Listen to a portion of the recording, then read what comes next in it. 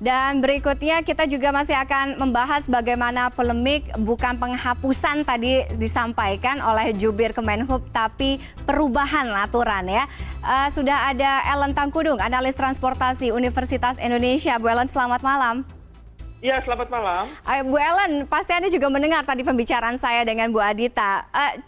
Cukup optimiskah kalau dari Kementerian Perhubungan implementasinya pasti nanti akan berjalan sesuai dengan aturan. Tapi kalau misalnya kita lihat di lapangan, nggak tahu ya bagaimana implementasi ini bisa berjalan. Karena kondisinya 2 hari terakhir ini ketika semua kegiatan back to normal, masih ada penumpukan, tidak ada social distancing, physical distancing. Anda melihat seperti apa? Ya, ini aturan ada aturan yang baru ya, dengan mengingat beberapa hal. Salah satunya bahwa ya yang paling utama adalah tetap kesehatan.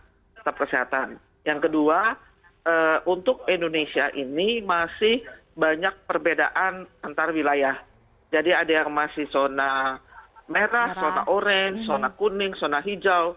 Padahal transportasi itu perjalanan antar daerah, sehingga itu benar perlu diatur. Bagaimana kalau dari zona merah berjalan ke zona hijau misalnya, seperti itu. Nah, di aturan ini saya melihat bahwa itu sudah dibuat lebih detail dalam sisi aturannya ya.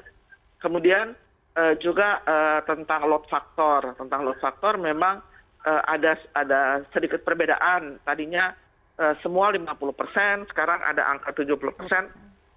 Terutama yang saya lihat di angkutan udara. Angkutan udara itu 70%, tapi karena memang menurut saya kalau angkutan udara agak berbeda dengan angkutan laut, darat, maupun di kereta api ya. Karena angkutan udara itu ada teknologinya sendiri untuk menyaring udara, sehingga ada lebih aman lah gitu untuk kalau load factornya lebih tinggi, karena memang ada alatnya ya, ada HEPA di sana. Nah, sekarang implementasinya yang paling penting. Implementasi yang kita lihat di sehari-hari di angkutan darat memang menjadi mengkhawatirkan ya, karena kerumunan masih terjadi, antrian pun terjadi, tetapi tidak ada physical distancing ya. Nah, ini yang harusnya pemerintah pusat maupun pemerintah daerah ini betul-betul melakukan seperti simulasi, kemudian edukasi dan sosialisasi kepada masyarakat dengan berulang kali ya. Karena dasarnya semua sudah tahu bahwa pakai masker, cuci tangan.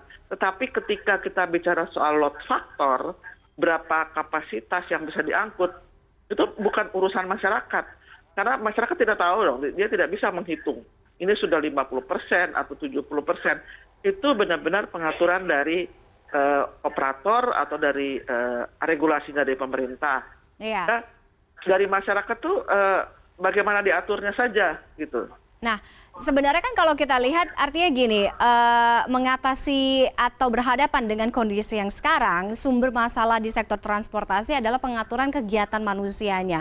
Dengan adanya pelonggaran perubahan ini, bukankah cukup berisiko kan untuk pengawasan dan pengaturan yang akan seperti apa seharusnya, seidealnya nanti seperti apa?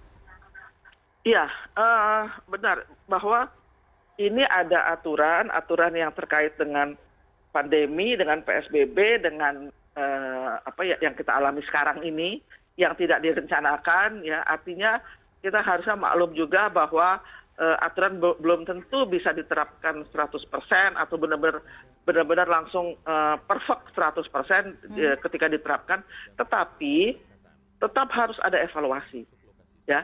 Jadi yang namanya mengatur, yang namanya menegakkan hukum, itu tetap harus ada evaluasi setiap hari, sehingga akan ada perbedaan antara misalnya sesama angkutan darat, tetapi kalau itu misalnya angkutan massal dengan angkutan pribadi, dengan sepeda motor, itu akan berbeda-beda gitu.